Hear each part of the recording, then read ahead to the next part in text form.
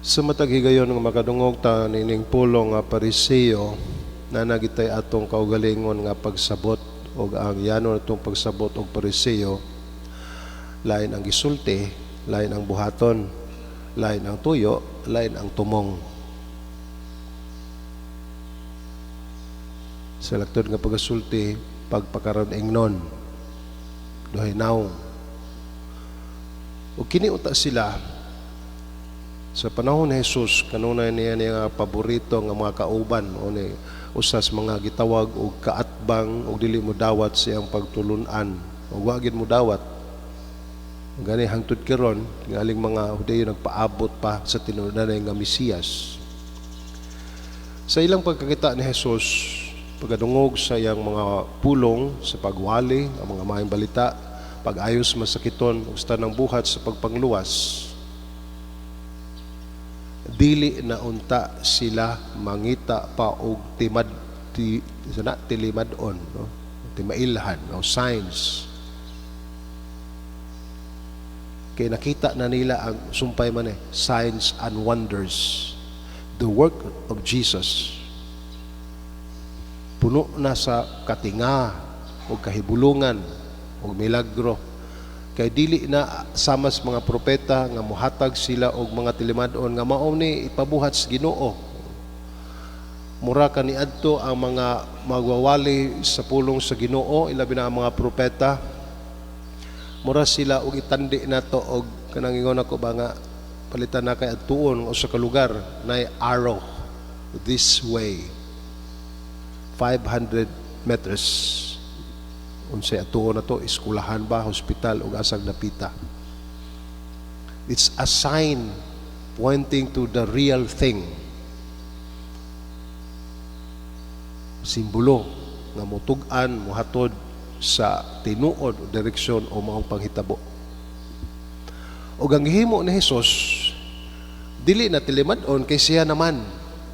Apan lagi kining mga pariseo nga mauntay gidahom sa mga tao nga sila enkargado sa templo o sa mga pagtulunan sa Ginoo nga mogiya sa mga tao paduol sa Ginoo niya di ana ang Ginoo ngunay nagpaduol. Sila ang unang mga tao nga dili mo dawat sa Ginoo nga nagpakatao og niduol kanato. Kini ba og tan-aw nato og akong pamalandong kini bang mayon ganig pariseo nga dako nganong magpakaron ingnon aron magpabilib sa kaugalingon kay dili gustong pulihan sa iyang katungdanan. Sila manggod sa gingon ko ganiha, sila manggod mga enkargado sa balay sa templo sa Dios. Ug nagtuo sila nga sila gay kamao.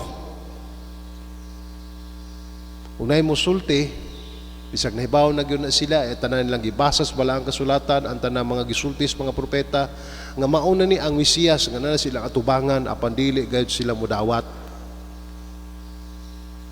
kay tungod sa ilang garbo nga mapulihan una ang ilang katungdanan diha sa dako nga posisyon sa pag-alagad o halangdon diha sa katilingban nga matuhuon sila enkargado sa templo. Muli ko gamay na application akong dadun sa akong kaugalingon ug kita pod sa tagsa-tagsa nato makadungog ug makita tagtaw makadungog tagtaw ba nga uy kabang ngayon ka nga ala kuyawa ni tawhana ug ang isulti ganiya para sa pamaagi ni Jesus musulti gani nga mura ug naigo ta nga makatandog sa atong katungdanan nga makaingon ka dili na magid ako ani. Kaya di naman ay mas kamao og maayong laki panako og mao na gyud, no? Nga atong ingon nga mao na magining tawhana. Apan dili kita mudawat ni ini. Kay lagi naa na ang gitawag sa kaugalingon matud pa sa ka manunulat kining gitawag og garbo ba nga mohatod sa pagpakaron ingnon.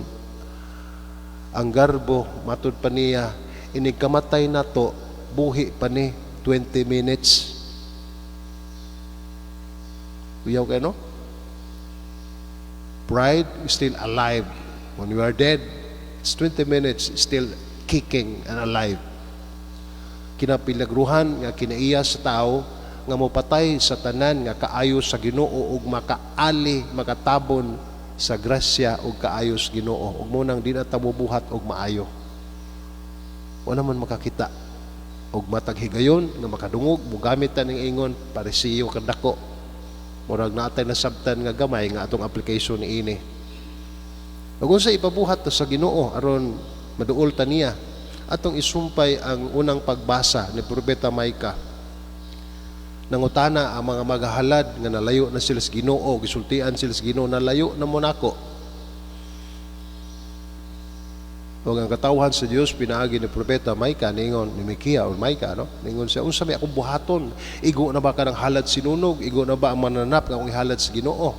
Ug sa katapusan, siya rin nakaamgo nga ipasulti sa Ginoo nga tus katawhan dili ang angay nga buhaton mao ang pagbuhat sa katarong, pagpadayon sa paghigugma o pagpuyo lakaw uban sa Ginoo.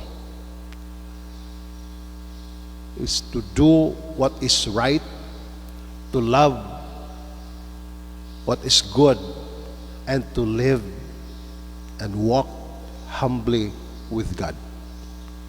Kini na usab pagpahinumdom nato ilabi na kon mudako na ang atong ulo kay natay mga katungdanan, natay naa nato nga gitan-aw nato ngawa sa uban ug mao ni babag sa grasya sa Ginoo sa pagbuhat sa angayng buhatonon. Unsay buhaton? Sa to? To do what is right, to love what is good, and to live and walk humbly with God. Manindog.